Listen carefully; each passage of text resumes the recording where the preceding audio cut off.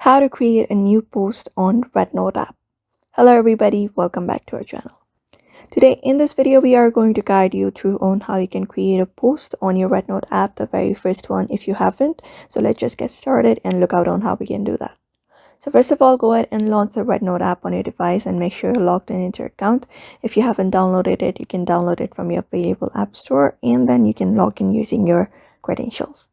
After that, look for the plus button at the bottom or center of the home screen. This is the starting point for creating a new content in your device.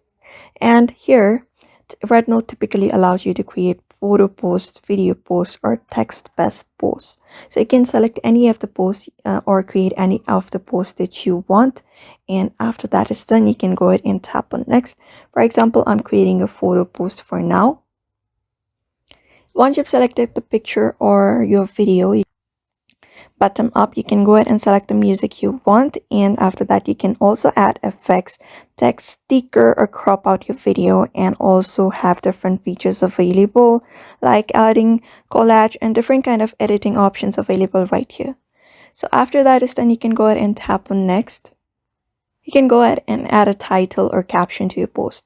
So in this space, you can use to explain, narrate, or share the story behind your content. And under this, you can use different kind of hashtags to make your post even more discoverable. And you can also use tags, specific topics, locations, or products right here.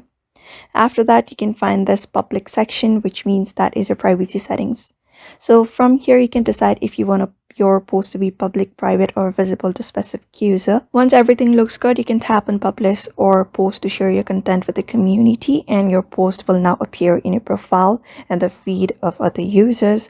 So that is how you basically do it. These are the process you may follow up in order to create your own new post. So if you have posted, you can find it right here.